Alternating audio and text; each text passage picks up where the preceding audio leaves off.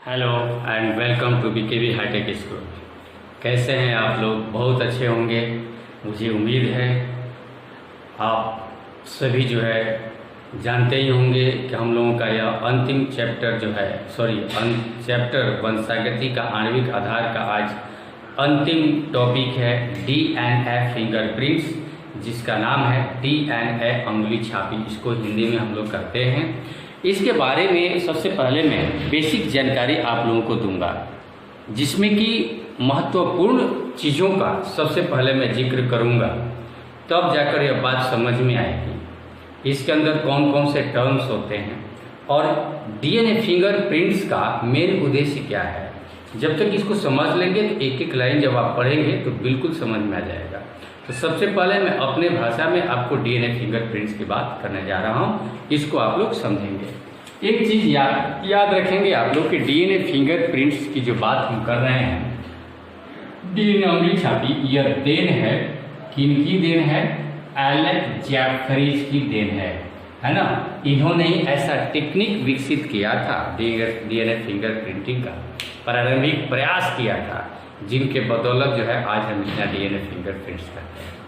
DNA fingerprints को आप लोग डीएनए टेस्ट के नाम से भी जानते होंगे। एक्चुअली होता क्या है डीएनए टेस्ट, हम इसमें बता रहे हैं आपको। जैसे कि सबसे पहले एक चीज़ जानिए कि हमारा जो डीएनए होता है, हम जानते हैं कि हमारे क्रोमोसोम्स पर होता है ना। और ये जो क्रोमोसोम्स पर ऐसा माना जाता है, क्रोमोसोम्स में जीन होते हैं। जीन किस पर होते हैं? तो डीएनए पर होते हैं। डीएनए के पर जीन होते हैं, है ना। डीएनए से बना हुआ है हमारा क्रोमोसोम। इसमें हम जानते हैं बहुत सारे नाइट्रोजनी क्षार होते हैं, नाइट्रोजनस बेसेस होते हैं, जिसका नाम मैं पहले से चर्चा कर चुका हूँ।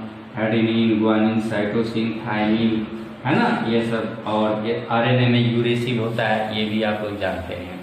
और मैंने बताया था कि इसमें 3 जो न्यूक्लियोटाइड्स होते हैं, एक नाइट्रोजन क्षार एक न्यूक्लियोटाइड में होता है। 3 न्यूक्लियोटाइड से एक कोडोन बनता है और बहुत सारे कोडोन मिलकर जो है जीन का निर्माण करते हैं, है ना। तो ये जो जीन है, ये जीन मैंने बताया था कि यही एक वंश से दूसरे वंश में ट्रांसफर होते हैं, ठीक है। और हम ये जानते हैं कि जीन क्या करते हैं, हमारे बॉडी में प्रोटीन का संश्लेषण करते हैं, जिसके द्वारा हमारा पूरा शरीर का जो फंक्शन होता है, फंक्शन मतलब सारे प्रोटीन के द्वारा ही होता है। अगर एक प्रोटीन की कमी हो जाए तो हमारे शरीर का कोई ना कोई एक फंक्शन जो है गड़बड़ हो जाएगा, क्लियर।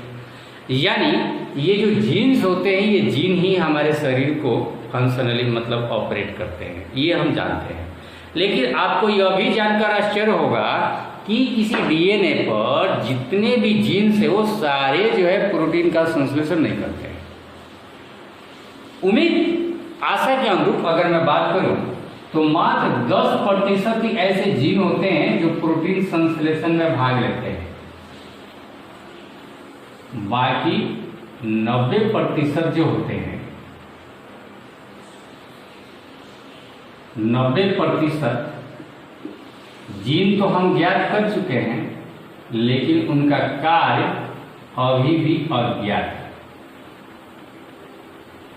मतलब कि वो क्या करते हैं, उनका क्या काम है, ये नहीं मालूम, है ना।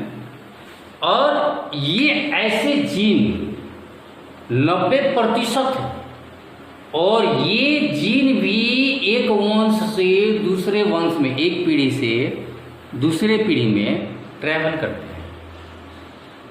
और यही जीन्स जो हैं बहुरूपता साबित करते हैं।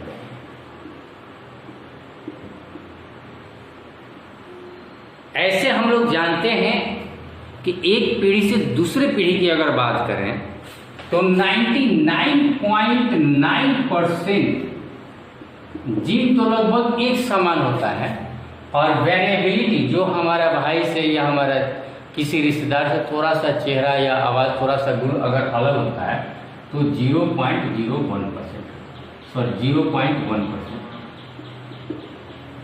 इतना के द्वारा जो है वेरिएबिलिटी आती है।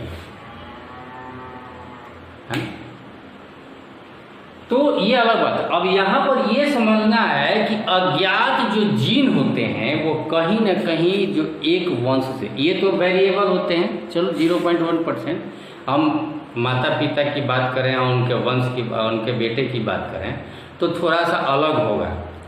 तो डीएनए टेस्ट जो होता है उसमें किसकी टेस्ट करेंगे? अलग होने की टेस्ट करेंगे या एक समानता की टेस्ट करेंगे? तो यहाँ पर आपका भी जवाब होगा समानता का टेस्ट करेंगे। और वो समानता जो आती है वो किस में आती है? इस 90% में आती है, जिसको बहुरूपता कहा जाता है। यानी डीएनए टेस्ट में बहुरूपता का ही हम लोग अधिकांश अध्ययन करते हैं। क्लियर? ये समझ में आ गया? इनके अलावे जो उत्परिवर्तन होता है वह उत्परिवर्तन इनमें होता है जो 10% है।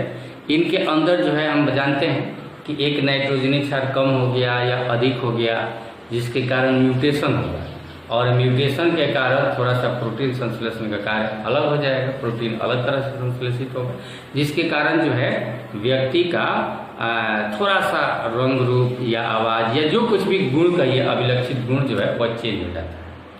तो हम उसकी बात नहीं करेंगे, हम 90% की बात करेंगे। मैं बार बार यह बात कर रहा हूँ कि 90% की बात करेंगे।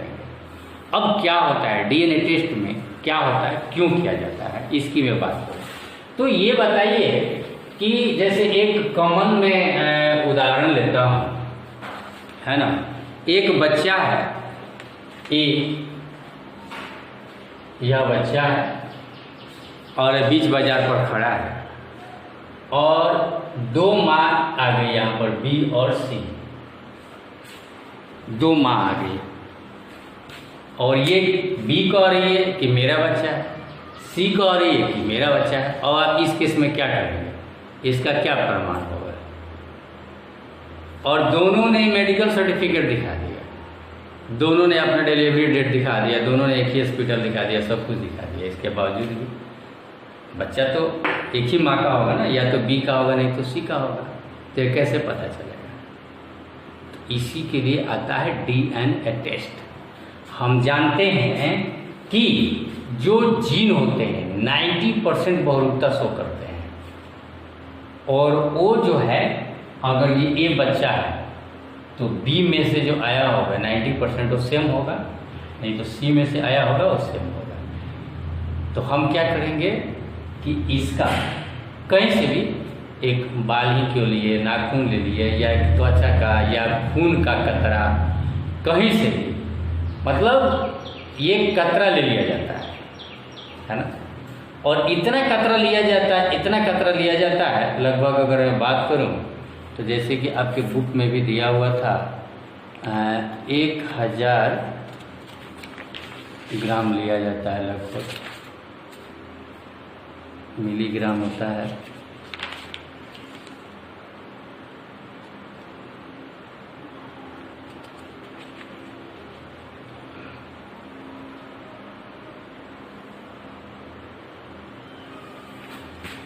इसमें हाँ, मतलब कि इसमें जो हम लेते हैं कतरा, खून का कतरा लेते हैं या कोई ऊतक लेते हैं त्वचा का, या कहीं भी शरीर का कोई भी हिस्सा जिसमें कि कोशिकाएं होती हैं, ऊतक होते हैं, उसमें लगभग 1 लाख कोशिकाएं होती हैं। या अगर जीन निकालना होगा, डीएनए अगर लेना होगा तो 1 मिलीग्राम, 1 mg ये लिया जाता है। और लेकर इसको क्या किया जाएगा? बहुत सारा प्रोसेस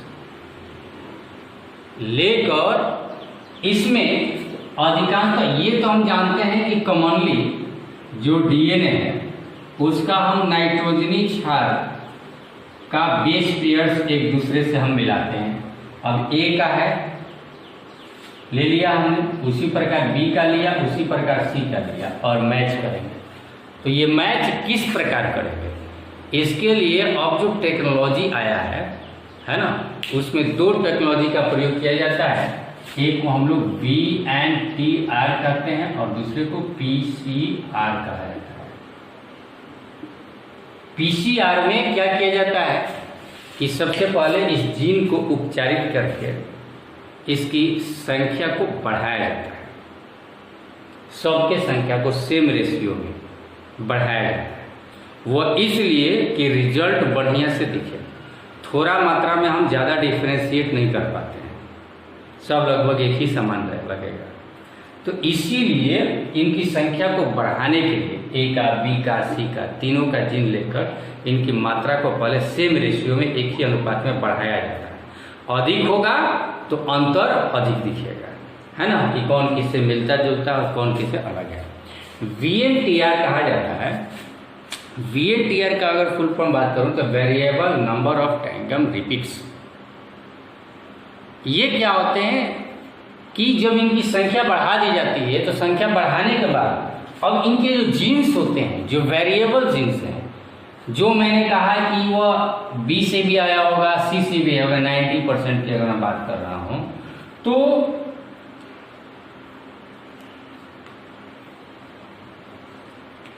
उन जीन को सबसे पहले अलग किया जाता है। किनको अलग किया जाता है? जो बिना प्रोटीन संश्लेषण वाले होते हैं, क्योंकि वो प्रोटीन संश्लेषण तो फंक्शनली भी काम करते हैं। ओरिजिनल जो ए में बी या सी से आया होगा जीन, जिनका कोई फंक्शन नहीं है और सेम टू सेम आए होंगे, है ना, उनको क्या कर दिया जाता है? काटा जाता है, छोटे छोटे जीन के टुकड़े किए जाते हैं। और जीन अधिक नहीं, अगर मैं बात करूं तो अगर आप जानते हैं कि 3 गुने 10 का पावर 9 इतने जीन हैं, तो हम जो मात्र 3 का पावर 10 का 3 गुने 10 का पावर 6, ये लगभग वेरिएबल जीन होते हैं जिनका हम स्टडी करना चाहते हैं। और इतना का अध्ययन कर पाना और इतने छोटे छोटे अलग अलग संभव नहीं है। इसलिए इनको क्या किया जाता है? और भी अधिक संख्या बढ़ाया जाता है, जिनकी मात्रा जो है बढ़ जाती है। और मात्रा बढ़ जाने के बाद अब उनको ये PCR में पॉलीमरेज PCR में बढ़ाकर और VNTR काउंट किया जाता है। काउंट करके क्या जाएगा? जब छोटे छोटे टुकड़े हो जाएंगे तो एक्चुअली होता क्या है कि बहुत सारे जीन जो होते हैं वो रिपीट होते हैं, जिसमें रिपीट्स, टैंडम रिपीट्स की बात कर रहे हैं, तो बहुत सारे जीन रिपीट करते हैं, मतलब एक ही जीन बहुत बार आते हैं। तो एक ही जीन जब बहुत बार आएंगे, है ना, तो उनको आप समझते हैं ना कि जब हम किसी मशीन में डालकर और उसको अलहोरित करेंगे तो एक प्रकार का जो चीज़ होगा वो एक जैसा एक जगह आ जाएगा, दूसरे प्रकार का जो चीज़ होगा दूसरे जगह आ जाएगा, तीसरे प्रकार का जो चीज़ होगा वो तीसरे जगह आ जाएगा, अलग अलग हो जाएगा ना।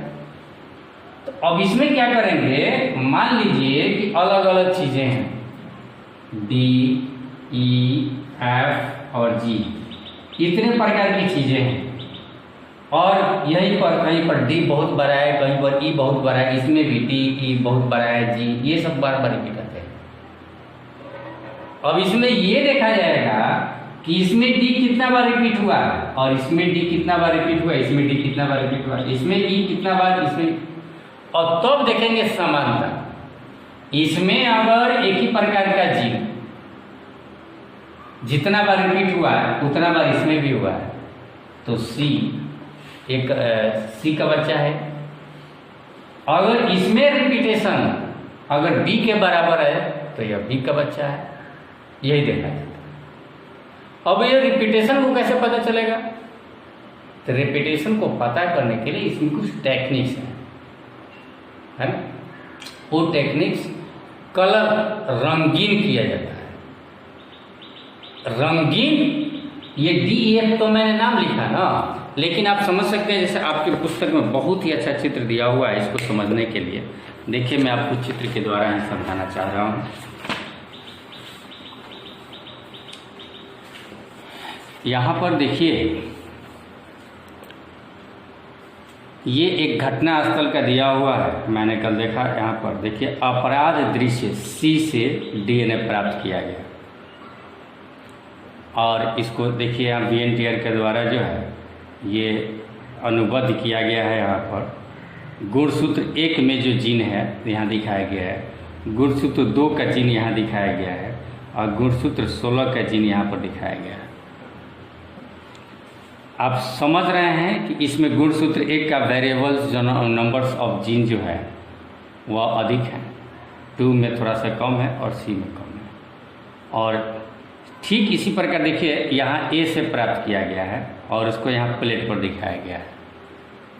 एक्सरे फिल्म पर इस प्रकार का कलर पट्टी प्राप्त किया जाता है, यहाँ पर ये पट्टी प्राप्त किया गया और यहाँ B से एक दूसरा व्यक्ति, दो संदिग्ध लोगों को पकड़ा गया कि इस घटना स्थल पर जो ब्लड मिला है वह या तो इसका A का होगा नहीं तो B का होगा। जो यहाँ घटना को अंजाम दिया है उसी व्यक्ति का यह खून होगा जो मिला है घटनास्थल से। अब इन दोनों का खून से DNA हमने प्राप्त किया, A का भी किया और B का लिया। और हमने क्या देखा कि देखिए यहाँ C का जो DNA किसके साथ मैच कर रहा है, B के साथ मैच कर रहा है। ध्यान से देखिए दोनों में, और ये उनके कॉन्सेंट्रेशन के रिपीटेड्स को दिखाता है। जीन को कलर में केमिकल ही है, उसको अलग अलग कलर देकर जो है अलग अलग टाइप के जो जीन होते हैं उनको अलग अलग कलर में दिखा दिया गया और पता किया गया देखिए ये मिल रहा है, C का B से मिल रहा है। यानी निश्चित रूप से यह जो घटनास्थल पर प्राप्त किया गया है यह C ब्लड सैंपल वह B से मैच कर रहा है, यानी B ने ही इस घटना का अंजाम दिया है। तो DEF के द्वारा नहीं बल्कि कलर के द्वारा मैच किया जाता है। ठीक है, अब इसमें कौन कौन से टेक्निक्स जो है अप्लाई किए जाते हैं तो देखिए अब मैं आपको अपने बुक से आपको बताने जा रहा हूँ, एक एक लाइन आप समझेंगे। ठीक है, जो मैंने समझाया उसी चीज़ को यहाँ पर दिया हुआ है कि DNA मैच कैसे करते हैं कलर के द्वारा। सबसे पहले दिया हुआ है कि मनुष्य में मिलने वाले क्षार अनुक्रम लगभग 99.9% हम जानते हैं प्रतिशत जो है समान होते हैं। यह पहले बताया। यह मानते हुए कि मानव जीनोम में लगभग कितने हैं 3 × 10⁹ क्षार युग्म हैं, तो कितने क्षार युग्म अनुक्रमों में अंतर है, यहाँ देखिए 3 × 10⁹ और यह अनुक्रम में कितना अंतर है तो इसे देखना होगा ना। DNA के अनुक्रम में मिलने वाले अंतर व्यक्ति विशेष के समलक्षणीय रूप आकार को निर्धारित करते हैं। 3 × 10⁶ या मान लिए कि ये अभिलक्षण को प्रभावित करते हैं, यानी प्रोटीन संश्लेषण में भाग लेते हैं। और बाकी क्या करते हैं, यदि किसी उद्देश्य से 2 व्यक्तियों या किसी जनसंख्या के लोगों के बीच अनुवांशिक विभिन्नता का पता लगाना हो कि दोनों अनुवांशिक रूप से किस प्रकार भिन्न है, तो आप किनका प्रयोग करेंगे, जो अलग अलग जीन होंगे उन्हीं का नाम। एक समानता के नहीं, विभिन्नता को पता करना है तो जीन के प्रकार जो अलग प्रकार से हुए हैं म्यूटेशन उत्प्रेरित उन जीनों की पहचान करेंगे। जो एक कठिन और महंगा कार्य। कल्पना करो कि आपको दिया गया 3 × 10⁻⁴ क्षार के बीच तुलना कीजिए। आपको अगर मिल जाए कि 2 सैंपल दे दिया गया जिसमें कि 3 × 10⁻⁶ यानी लगभग 30 लाख क्षार युग्म और 30 लाख क्षार युग्म 2 का सैंपल दिया गया। 2 व्यक्तियों के DNA अनुक्रमों के बीच तुलना करना है तो DNA अंगुली छापी एक त्वरित विधि है। अब उनका अध्ययन कर पाना बहुत मुश्किल होगा, तो इसका अध्ययन करने के लिए ही DNA अंगुली छापी यानी DNA फिंगरप्रिंट्स का इजाद हुआ। DNA अंगुली छापी में DNA अनुक्रम में स्थित कुछ विशिष्ट जगहों के बीच विभिन्नता का पता लगाने के लिए इसको पुनरावृत्ति DNA रिपीटेड DNA कहते हैं, जो मैंने DNTR का नाम दिया रिपीटेड DNA होते हैं। अनुक्रमों में DNA का छोटा भाग कई बार पुनरावृत्त होता है। कई बार पुनरावृत्त मतलब जैसे मैंने बोला कि D प्रकार का वो कितना बार आया है, E प्रकार का कितना बार, ये बार बार रिपीट होते रहते हैं। इस पुनरावृत्ति DNA को जीनोमिक DNA के ढेर से अलग करने के लिए विभिन्न शिखर बनाते हैं। शिखर का मतलब जैसे कि आप चित्र में देखें कि लाल कितना बड़ा आया है, ब्लू कितना आया है, ये शिखर मतलब कितनी लंबाई उसकी है। जबकि साथ में अन्य छोटे शिखर भी बनते हैं, जैसे नीला वाला देखेंगे छोटे छोटे शिखर भी बनते हैं। छोटे वाले को अनुषंगी DNA कहा जाता है और जो बड़े वाले हैं वो पुनरावृत्ति DNA है। जैसे यहाँ पर देख रहे हैं ये बड़ा वाला शिखर, ये छोटा वाला, ये बड़ा वाला, ये छोटा वाला, बड़ा वाला, छोटा वाला। तो बड़ा वाला क्या है, रिपीटेड है, और छोटा वाला क्या है जो शिखर बना है वह अनुषंगी है ना, जो अंतर दिखाता है, और ये समानता दिखाता है ना।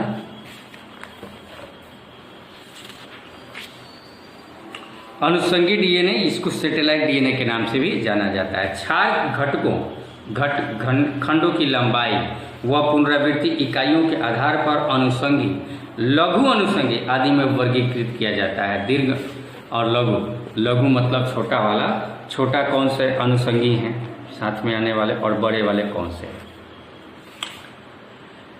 अनुक्रम सामान्यतः किसी भी प्रोटीन का कूटलेखन नहीं करते। ये जितने भी अनुक्रम है मैंने बताया था कि हम उनका अध्ययन करते हैं जो प्रोटीन संश्लेषण में भाग नहीं लेते हैं, जो हूबहू जो है वह दूसरे में आ जाते हैं, मतलब बच्चे में आ जाते हैं। लेकिन ये मानव जीनोम के अधिकांश भाग में मिलते हैं, हर जगह मिलते हैं। ये अनुषंगी डीएनए अनुक्रम उच्च श्रेणी बहुरूपता प्रदर्शित करते हैं। ये जो डीएनए अंगुली छापी का आधार है, यानी डीएनए अंगुली छापी में हम उन्हीं जीन का पहचान करेंगे और उन्हीं का अध्ययन करेंगे। किसी भी व्यक्ति की विभिन्न कारक जैसे खून से, बाल से, कुटक मतलब कहीं से कोशिका से, त्वचा से, हड्डी से, लार से, शुक्राणु, कहीं भी कुछ भी ज्ञात हो जाएगा, उससे हम क्या कर सकते हैं, डीएनए ज्ञात कर सकते हैं।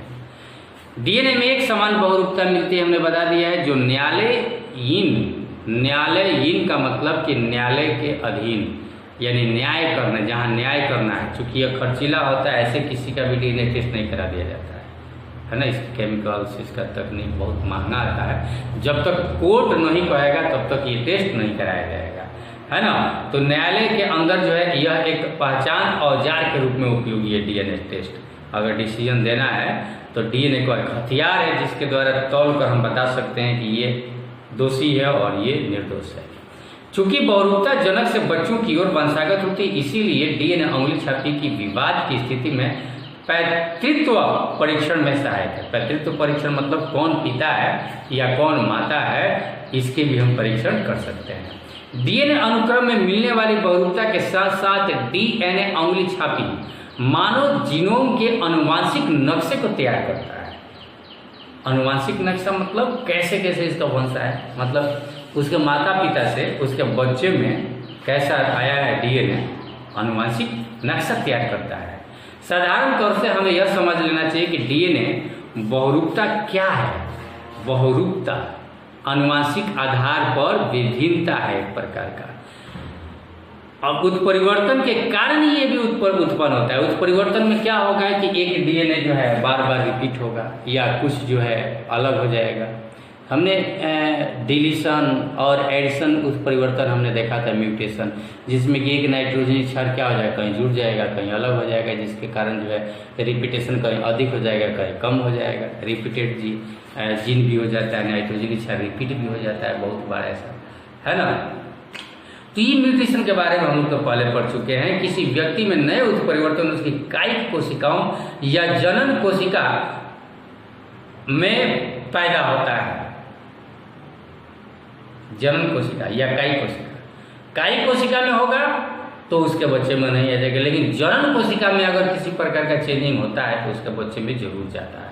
यदि जनन कोशिका उत्परिवर्तन किसी व्यक्ति के संतान उत्पत्ति क्षमता गंभीर रूप से प्रभावित अगर नहीं करते भी हैं तो, लेकिन ये जीन जो है अगर नहीं प्रभावित करते हुए भी उस बच्चे में जरूर जाएगा, फैलेगा जरूर। विकल्पी अनुक्रम विभिन्नता ऐसे परंपरागत रूप से डीएनए बहुरूपता कहते हैं, जो उसके शरीर में बदलाव तो नहीं लाया, लेकिन उसके शरीर में वो डीएनए निश्चित रूप से फैल गया चारों तरफ।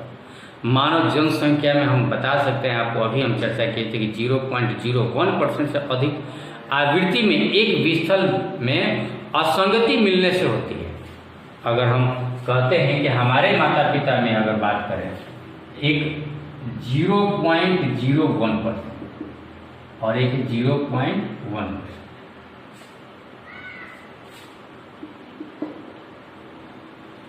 0.1% से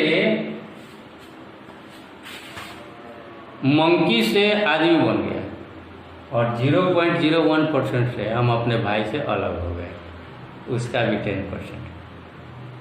बहुत कम वेरिएशन होता है, अलगाव होता है हमारे माता पिता के जीन से, हमारे भाई बहन से। लेकिन अगर वंश की बात करें या कुल खानदान की अगर बात करें, मतलब कुल प्रजाति की अगर बात करें, प्रजाति चेंज हो जाता है। अगर हम अंदर से मिलाएंगे तो भी इतना ही होता है 99.9%। और 0.1% कारण हम आदमी बने। और आदमी में भी हम अलग क्यों हैं, या सभी अलग अलग क्यों हैं? आप भी आदमी, हम भी आदमी, वो भी आदमी, आपका भाई भी आदमी, सब आदमी। तो वो है, उसकी विभिन्नता कितने है? 0.01%। साधारण तौर से यदि एक वंशागत उत्परिवर्तन जनसंख्या में उच्च आवृत्ति से मिलता है, वंशागत जो उत्परिवर्तन होता है यानी 0.01%, वह कहाँ से मिलेगा? कहाँ से मिलेगा? जनसंख्या में कहाँ से मिलेगा?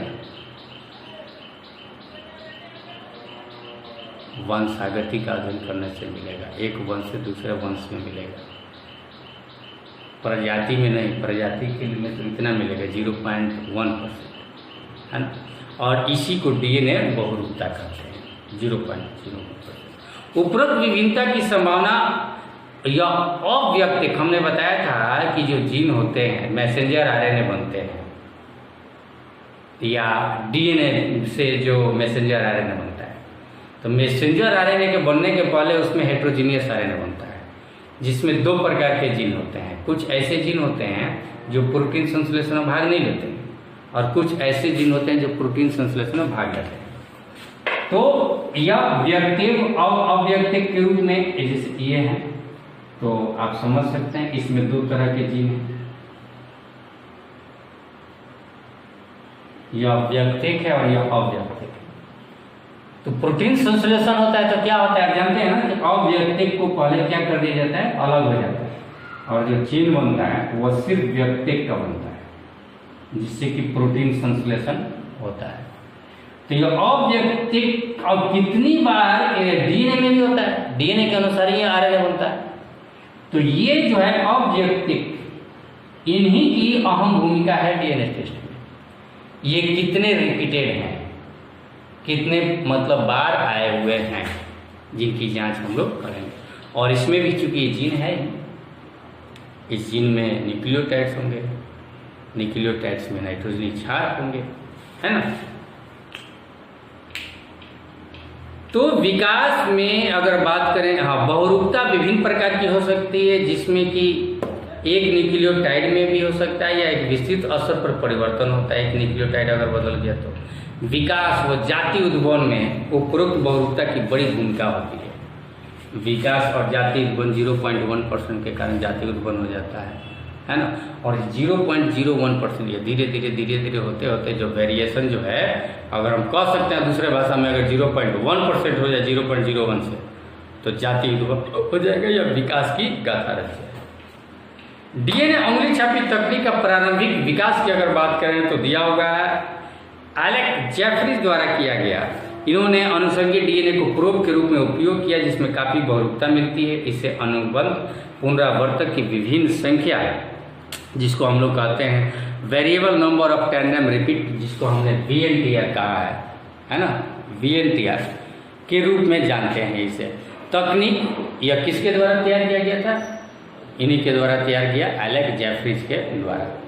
तकनीक जैसे कि पहले उपयोग किया जा चुका है वह नॉर्दर्न ब्लास्ट हाइब्रिडाइजेशन, यह भी ठीक, जिसमें विकिरण चिन्हित VNTR का एक प्रोब के रूप में उपयोग किया जाता है। एक साधन के रूप में इनका प्रयोग किया जाता है VNTR को, है ना। एक प्रोब मतलब साधन के रूप में इनका प्रयोग किया जाता है। और वह नॉर्दर्न ब्लास्ट हाइब्रिडाइजेशन, हाइब्रिडाइज किया जाता है, मतलब इसको और भी बड़ा किया जाता है, बताया था। जिसमें कि कौन कौन से चरण है मैं आपको बता दूं। सबसे पहले है डीएनए का विलयन। डीएनए का विलयन मतलब किसी का ब्लड सैंपल लेंगे तो उसमें से डीएनए अलग करेंगे। प्रतिबंधन इंडोन्यूक्लियेज द्वारा डीएनए का पाचन। प्रतिबंधन डीएनए इंडोन्यूक्लियेज का मतलब क्या होता है? ये ऐसा एंजाइम है जो कोशिका को गलाकर उसमें से डीएनए को अलग कर देगा। उसके बाद इलेक्ट्रोफोरेसिस द्वारा डीएनए खंडों का पृथक्करण। अब जी क्रोमोसोम जब निकल गया तो डीएनए का पृथक्करण करेंगे अलग अलग, और इलेक्ट्रोफोरेसिस के द्वारा उसका खंडीकरण करेंगे, तोड़ेंगे अलग अलग। देखिए, पृथक्कृत डीएनए खंडों का संश्लेषित झिल्ली, अगर खंड अलग अलग हो गया तो इसके झिल्ली, जैसे हम लोग कहते हैं नाइट्रोसेलुलोज कहते हैं या नाइलॉन पर स्थानांतरित, इसी को ब्लॉटिंग कहा जाता है। इसको अलग अलग मतलब किसी प्लेट पर जो टुकड़े टुकड़े हैं उसको अलग अलग रख दिया जाता है। उसके बाद क्या करेंगे? चिन्हित जो VNTR जो है, जो बार बार रिपीटेड होते हैं 90% वाला, जिसको प्रोब के रूप में हम इस्तेमाल करते हैं, इसका संकरण करते हैं, मतलब इसको बढ़ाते हैं। कहाँ संकरण करेंगे? तो पीसीआर में। स्व-विकिरणीय चित्रण द्वारा संकरित डीएनए खंडों का अब पता लगाया जाएगा। संकरित करने के बाद पीसीआर में उसको अब डीएनए खंडों का पता लगाएंगे। डीएनए अंगुली छापी चित्रित प्रदर्शन भी दिया गया है ना, उसका अलग जो है प्लेटिंग करते हैं, दिया हुआ है चित्र में भी।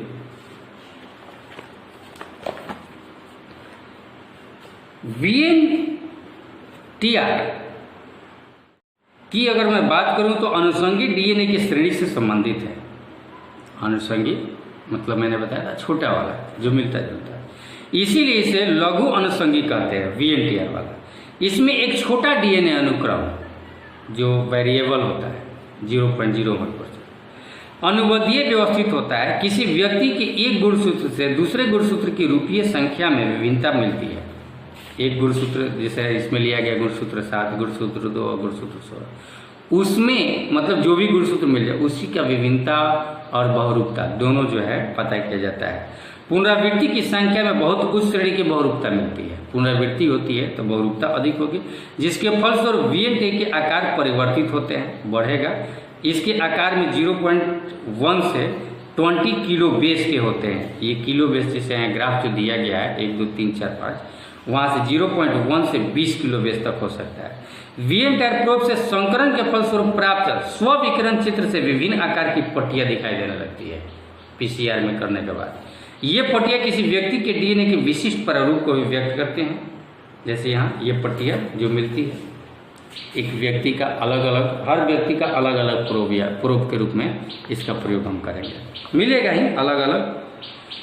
जुड़वा को छोड़कर किसी भी जनसंख्या के एक व्यक्ति से दूसरे व्यक्ति से भिन्न भिन्न होती है। अगर जुड़वा है तो काफ़ी मिलता जुलता होगा, है ना, या एक व्यक्ति का ही और दो कोशिका लेंगे तो बिल्कुल एक जैसा होगा। पॉलीमरेज श्रृंखला जिसको हम लोग पीसीआर कहते हैं, पीसीआर में पॉलीमरेज चेन रिएक्शन इसको कहते हैं, है ना। पॉलीमरेज श्रृंखला और रिएक्शन मतलब अभिक्रिया। पॉलीमरेज श्रृंखला अभिक्रिया का उपयोग कर तकनीक की संवेदनशीलता को बढ़ा सकते हैं। जो थोड़ा थोड़ा अंतर दिखता है तो उसको बड़ा अंतर दिखाने के लिए क्या करेंगे, जीन की संख्या को बढ़ा देंगे पॉलीमरेज चेन रिएक्शन के द्वारा। इसके फलस्वरूप किसी भी एक कोशिका से प्राप्त डीएनए से पर्याप्त डीएनए अंगुली छपी विश्लेषण किया जा सकता है। थोड़ा सा को बढ़ा करें बार बार। न्यायालयीन विज्ञान के उपयोग के अतिरिक्त इसका बहुत अधिक उपयोग है, जैसे जनसंख्या व आनुवंशिक विभिन्नता के निर्धारण में। वर्तमान समय में कई प्रकार के सम परीक्षण का उपयोग डीएनए अंगुली छपी बनाने में किया जा रहा है। और बहुत सारे उपयोग, जैसे हमने एक केस दिया ही था, बेटा अगर हो गया है ना, या कोई कह रहा है कि मेरा भाई है तो मेरा भाई है, या मेरा खानदान है, या किसका खानदान है, या किसका खून है, या किसका बाल है, ये सब जो है यहाँ तक झगड़ा, किसी मतलब बड़े झगड़े को सुलझाने के लिए छोटा छोटा ये चीज़ मालूम किया जाता है। और इन छोटे चीज़ों को मालूम करने के लिए बहुत ज़्यादा खर्च होता है, और इसके लिए बिना न्यायालय के डिसीजन के द्वारा जो है ऐसा नहीं किया जा सकता है, खुद से कोई इसको नहीं कर सकता है। ठीक है, तो इतना है। इसका उपयोग क्या है और भी है ना, आप जान सकते हैं। इसका चित्र भी ज़रूर बनाएंगे रंगीन, जैसा कि मैं बताया हूँ, मुझे उम्मीद है। और इसका टेस्ट भी लूँगा मैं, तो टेस्ट के लिए भी तैयार रहिएगा। और इसके बाद मैं अगला चैप्टर स्टार्ट करूँगा, क्रम विकास, जो वेरी इजी है, बहुत आसान है, इसमें मज़ा भी आएगा आप लोगों को, है ना। और ये थोड़ा सा हार्ड था, और सामने भी नहीं थे कि आप लोग क्वेश्चन राइज कर सके, और घर से पूछने में आप लोगों को प्रॉब्लम भी होती है, मैं समझ सकता हूँ, मैं आपकी मजबूरी। लेकिन आप साथ दे रहे हैं, पढ़ रहे हैं, आप यहाँ आएंगे तो भी अगर आप कोई चैप्टर नहीं समझ में आएगा तो फिर से मैं उसके बारे में आपके सामने चर्चा भी करूँगा, मौका दूंगा आप लोगों को। ठीक है, इससे घबराने की बात नहीं है। फिलहाल आज यह इतना ही तक। Thank you.